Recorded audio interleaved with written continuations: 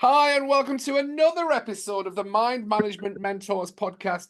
In each and every episode, we're trying to get the understanding of mind, and there's so many extra benefits out there that we can do holistically. I can't believe I said the word holistically, in all fairness, Laurie. Now, before I get the introductions, I'm Cuddy. I'm the lead host of the Mind Mentors podcast. There's a reason we got you on, because it's very close to my heart, because I am obsessed with cold water therapy, as well as you are, Laurie. So Laurie, or shall I say author, published, Laurie Graham. Introduce yourself. Hi. Nice to meet you. Brilliant. Laurie, introduce yourself. Okay, so I'm Laurie, and a holistic therapist, author of 50 Reasons Why. Jack of all trades, really. Mostly holistic therapies, but more recently the author of the book, which is all about cold water therapy, like Cuzzy says. It's something that we both love doing, so why not write about it? Yeah. Well, we actually met in a dipping pond. Yep. First time we met was down at St. Monans. That's right. And we started a podcast. We did one episode, The Dipping Diaries. And that was me. And you were a little bit. Were you were a little bit timid about being on the front on the podcast and wanting to move it forward. There was a bit of a block there, but looking at you now, you've completely changed. Completely changed, yeah. Completely changed. Yeah, I'm definitely out. Why not? What the hell? Why not? No, I don't really like being in front of the camera. That's not my thing. Not one for being like centre of attention. I do love attention, but I don't like to be centre of attention. So yes, doing the podcast was probably. I mean, I know you spoke to me about maybe carrying that forward as well and running the podcast, and I was like, just because I've got that whole sort of fear of probably the fear of failure more than anything else. I'm quite like perfectionist when it comes to things like that, and I'm constant that's the monkey mind thing, and yeah. If only you knew the UK's leading mind management coach to help you get past that fear. So we're here to talk about your book, which is it's called The 50 Reasons Why. And I'm not really going to talk about the book. I'm going to let you talk about it because it's a stunning idea. The people that you got involved, I know many of those ladies. So tell them just tell them about the whole process of start to finish, about 50 reasons why. Then we'll look at the reasons why people should go and get that book. I think it kind of came to me. Well, it didn't know. It's been that I've been wanting to write a book for a long time. Yeah. And I've had lots of different ideas floating around my head. I'm just constant, full of ideas. And when we did the podcast, we did the Dipping Diary chat with Laurie at the Mahusive Do. We did the Mahusive Do. Yes. Yes, you did. So I had got chatting to some of the women at that event, and obviously we did our little circle, and I do women's circles. I attend as a guest at women's circles, and I kind of host women's circles. I talk to women all the time in my work because that's what I do as a holistic therapist. So, and I'm a woman. Surprise. So it kind of there's a lot of obviously connection there, and I love the cold water. However, when we were looking at the book, it was purely based on, I think, the chats that I had that day and hearing some of the stuff that the women were sharing was quite emotional, very personal, and their journey is so important to them and how they got in the water. But more importantly, the reasons behind why they kept going. It wasn't just they wanted to go in the water for cold water therapy. It was the main reason for continuing the whole process and the connections that they made, the personal growth, the journey that they went on, and how the community helped them through that.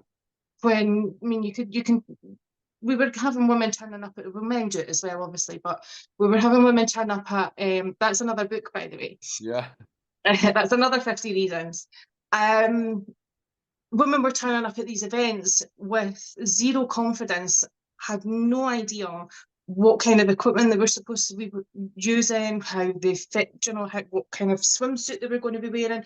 And women in general consistently compare themselves to other women. So it's kind of trying to break down those barriers before somebody actually comes along to a swim, which is why I put it all in the book. But getting those stories to back up as evidence and prove to other women that you can come along to a swim. It doesn't matter what you're wearing. It doesn't matter what you look like. It doesn't matter how skinny you are, how fat you are, whether you're wearing the latest swimsuit or you've got the best dry robe. None of that matters. All that matters is you're getting in the water and you're having a great time and you're jumping about waves. You're forgetting about everything that's going on in your personal life, and it's giving your brain a chance to actually shut down and switch off from this monkey mind that you constantly talk about. And it's like, I do. It's the yeah, constant chatter. Everybody has it. we've all got it. But getting in the water, you can't think about anything else other than being in the water. And on a calm day or a quiet day, you have a blether with the other people that you're in the water with. And sometimes you can hang around and have a cup of coffee and a biscuit. Sometimes you just go straight home and get on with the rest of your day. But it's all of that together that helps with the monkey mind.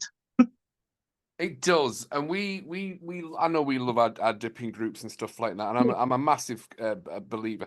And he said, it's funny you said that women compare themselves. Men do as well. Men, there's the amount of chats that we've had, and I know that the Five Dippers is starting to grow, and we've seen more men. And you remember when I first started the group, it was started out to be a men's group, but actually no men ever turned, and a lot of ladies said, can we join us? I said, yeah, not a problem, that's fine. So we've started getting the men in, and the conversations that all the men have now is very similar, like, oh, I didn't know how to start and I didn't know how to begin, and I feel awkward. And I've always got my tits out. I mean, you know that full well. And there was one guy came and he was like, oh, I've got a t-shirt on because I was, just let it hang out. We're going in the cold water. And yeah, to anyone who's listening to the podcast, Laurie, you absolutely smashed it there. No one cares. Nobody No cares. one cares. Yeah, nobody cares. Nope. And I think the book, I jokingly said there's going to be another 50 reasons, but there is going to be another 50 reasons for the men in the sport as well, taking it from their perspective. But it's so important. And I mean, I'm referring people to this book now as it's like a very beginner's guide. Here you go, have a look at this. This will answer all the questions, which is why I'm doing the men's one as well. But yeah, absolutely. So there's 50 stories from 50 ladies, correct? Yes. Yeah, perfect. Whose story are you popped out the most for you? When you read it, and you'll have read your own book, whose story did you connect to the most? Because I know a lot of the ladies, I know a lot of their stories anyway, because they talk to me about certain things. Do you know what? For anyone that's the amount of stuff that you talk about when you're in the dipping water, what's said in the water. I mean, we do. There's the amount of stuff that I've learned and like, oh my God, never knew. So I'm guessing there's a lot of that similarities in the book. Whose story was like, wow, that's the one that touched you, Laurie? Whose special story? They're all different for their They're own all reasons. good. They're all great, but I need you to pick your favorite child. I haven't actually picked one. Honestly, I haven't, and I won't. I won't.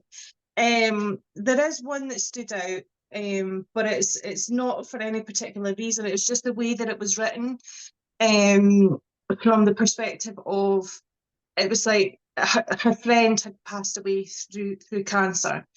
And one of the final text messages that she'd sent her friend was that she was going to continue on cold water therapy because it was something that she loved.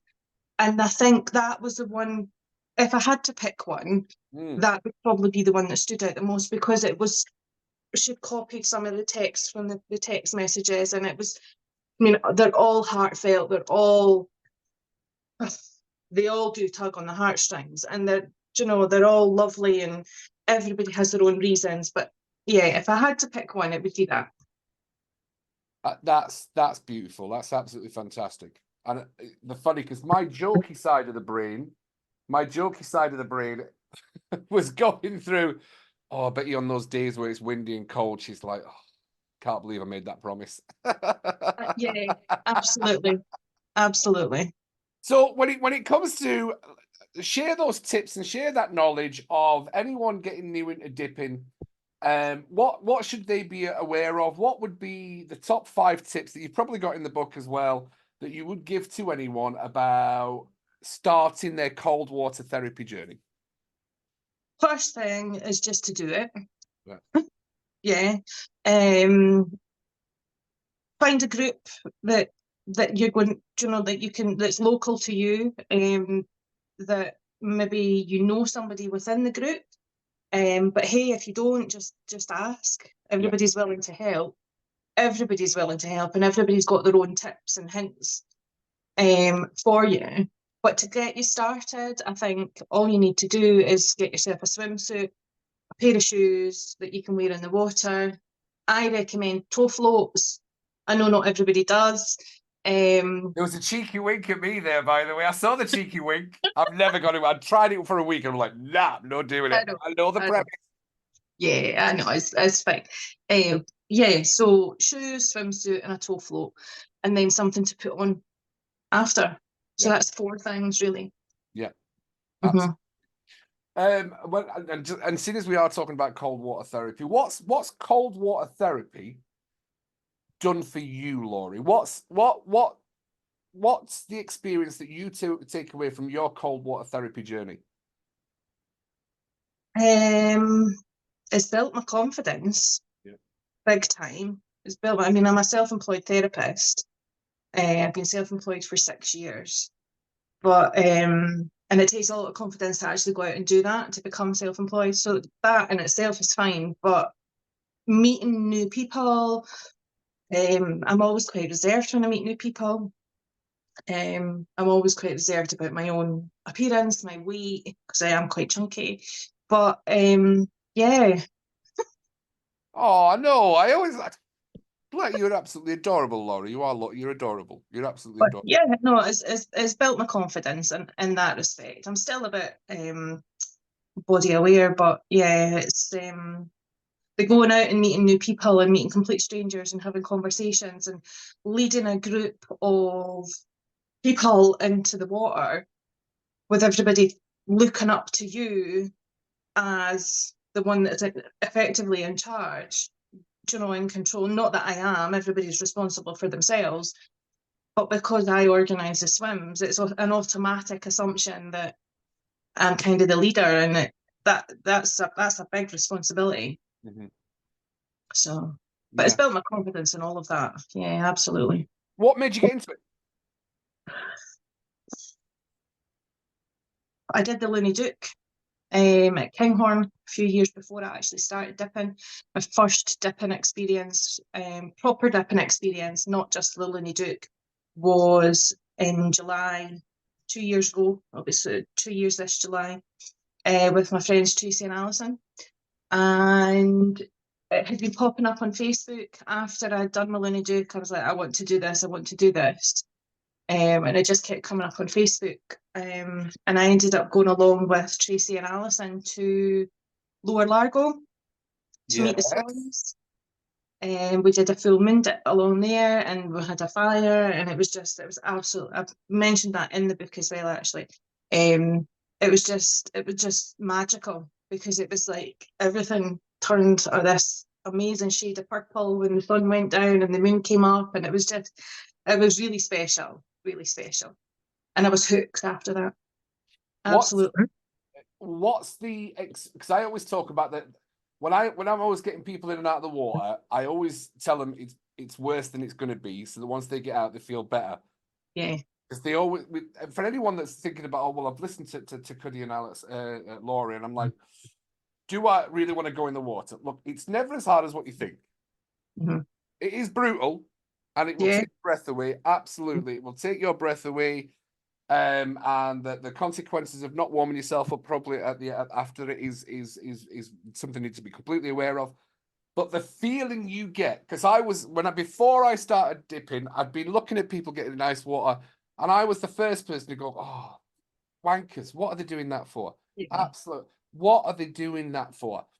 Until I thought, and I got speaking to a guy, and I'm like, cold water therapy. I know it's mental, isn't it?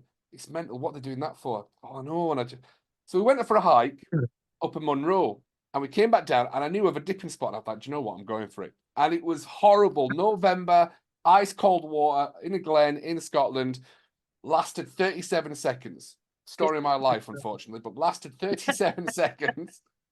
And I got out, and I was like, wow. 5 minutes later, your body kicks in. I started giggling. I started laughing. I'm like, that's why you're getting cold water. So it's when you get out, you're doing the horrible experience for the after. Mm-hmm. And I saw a beautiful analogy yesterday that there has to be a fall before something good happens. Yeah. And I love that analogy that you fall in love. Mm-hmm. It's not up in love, it's falling in love. You have to fall first before you get something good. And that struck a chord with me. And for Yeah. anyone that's listening, there has to be a fall or a down before you get what you need. Whether that's the universe's way of sending that message to you to keep going, because once you get back up, that's when you get the gains. And that's what cold water therapy is. Every morning, we go in, fall into the water, and then you get that feeling when you come out.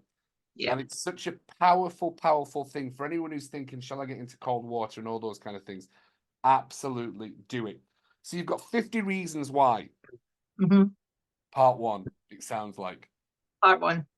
So for anyone who's on the fence about the book, what is the biggest, because it's not just the tips about the cold water therapy in any way. It's the stories of those other 50 ladies, isn't it? Mm-hmm. Yeah, it's the true stories. They're real women, they're real stories. They're written in their own words. I haven't altered them, maybe one or two tweaks here and there, but I haven't altered them at all. So there's colloquialisms, it's their language, their words, it's written from the heart. In the hope that it will help encourage someone else to do cold water therapy. The whole reason behind it was, give me your story, tell me why you wanted to do it in the first place, what kept you going, who you did it with, why you keep going, and give me one reason for somebody else, one reason. And they all did that in their story. So they were all very aware that that was the purpose of sharing it. And it's been quite cathartic to a lot of them. Yeah. To actually put it down. I know some of the girls that you did with have been like, oh my God, I can't believe I've actually managed to share this with people, and they're so proud of themselves, and I'm proud of them for putting it down on paper as well. It's amazing. Absolutely amazing. I've seen some of the response from the ladies in the dipping group, and the message that they got away from it was quite heartwarming. And so when I do trainings for businesses, and I do a lot of training with guys and stuff like that, and I remember doing a training for one of the businesses, and it got cut short, and they went, "Can you just do 45 minutes?" I went, "Right, I'll do 45 minutes." And I did a simple training thing for all these men around a table. And around the table, they'd been sat doing business trainings and what they need to do to improve and all those kind of things. And I did a gratitude training. And they were like, what's this? They had to sit around the table and they had to say one nice thing about the person in front of them. Mm. Just one nice thing. Why is it you like that person? Because I'd listen to him talking all day. Well, this person does this, and this person does this, and this person does this, and this person does this. And we went through, right, all the 12 gentlemen around the table. And we went through, even the boss of the business was like, he was getting choked up. He went, "What did you just do?" I'm like, "We just have to talk nicely to each other." They're sat in vans driving around all day saying, "You're a walloper for this. You didn't do that snag. You didn't fix that door." Whenever did they say, "Oh, I like you for the hard work that you did with that?" And they all got really emotional at the end of this day of training. Took 45 minutes and they were like, "Oh, the takeaway was we need to be nicer to each other." So why is it so hard, Laurie, for us to be nice to each other? What is the challenge? Because those stories that have been told, they've told something that they've released into the world, which is a beautiful thing. and then other people read it and they create that sense of wellness. But why is it so hard from your perspective for people to be nice and supporting? I think because the world kind of keeps beating us down. Um, we are in this whole social media, we have to perform to certain standards kind of era. And it's not shifting. It's not shifting. And I think the more people that do this kind of thing, the easier it's going to get. I used to do global empowerment calls specifically for women, and we would talk around the room and we'd share stories, very much like a women's circle, but on a massive scale. And that is also part of why I wanted to do the book, because I got so much from being part of that community online that I felt that it needed to be shared in other ways.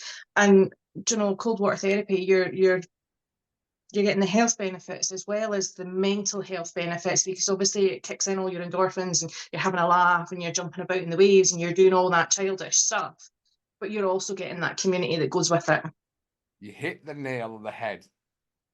The childish part. Yeah.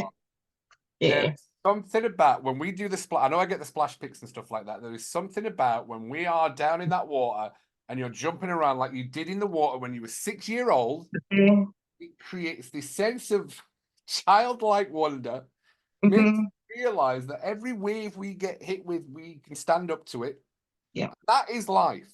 That is life. We get hit by waves on a daily basis, and we just have to let it wash over us. And that's what cold water therapy does for so many people, is it builds a resilience to, if I can get in cold water, the fourth, wherever people dip, do you know what? Maybe my boss at work's not as bad as what I think, or I can handle my boss better, or I can handle my emotions better, because that's brutal.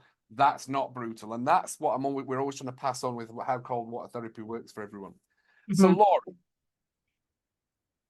not just talking about the book, 2 reasons, Laurie, why you think getting in cold water is a life changer, and why everybody who listens to this podcast will help their mind management if they get in cold water. One, you get to forget about everything that's going on, because you have no other option but to think about what's actually happening in the water.